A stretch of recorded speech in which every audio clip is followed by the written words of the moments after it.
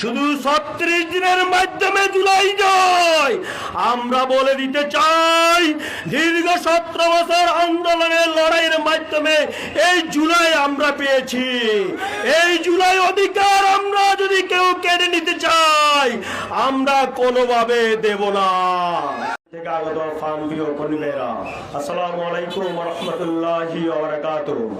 সম্মানিত উপস্থিতি ভাইরা, জুলাই আমাদের চেতনা, জুলাই আমাদের অধিকার।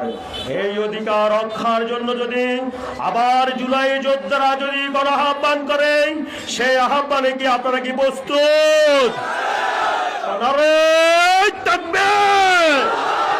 আবু সাইদ মুক্ত। সম্মানিত উপস্থিতি ভাইরা, এই জুলাই শুধু ৩৬ দিন আন্দোলনের মাধ্যমে এই জুলাই আসে নাই। এই জুলাই এসেছে দীর্ঘ ১৭ বছর আন্দোলনের মাধ্যমে এই জুলাই এসেছে। আমি নিজ এটির শিকার। আমি ৩ বার গ্রেফতার হয়েছি। একবার সদর থানায় ওসি মোশারেফ, এসআই বাদল আমারে শারীরিকভাবে নির্যাতন করেছিল। শুধু আমাকে নির্যাতন করে নাই, মামলা থেকে জামিন আসার পরে একই মামলায় ১ সপ্তাহের ব্যবধানে একই মামলায় আবার আমার বাবাকেও গ্রেফতার করেছে।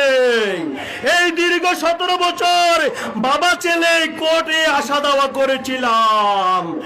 ২০২৪ সালে যখন ৬০ তারিখ আমি মাইজদি আন্দোলনের জন্য যাই, তখন আমাকে কিছু ভাই ফোন দিয়ে বলে, ভাই রাস্তার মাথাতে কিছু ভাই আমাদেরকে নামাই ফেলছে সিএনজি থেকে, কিছু ভাই আমাদের থেকে মোবাইল কেটে নিচ্ছে।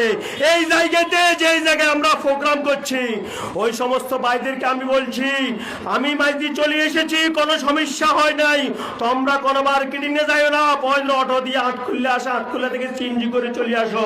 এইভাবে দীর্ঘ ১৭ বছর আমরা ধৈর্যের সাথে মোকাবেলা করে আন্দোলন করে আমরা এই জায়গায় এসে পৌঁছেছি।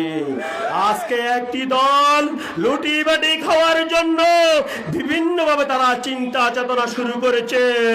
তারা মানুষকে ফ্যামিলি কার্ড দিবে বলে, এই ফ্যামিলি কার্ড কি এখন কি তারা কি তাদের দলীয় ভাবে দিচ্ছে, না এটি তারা সরকারি ভাবে দিচ্ছে?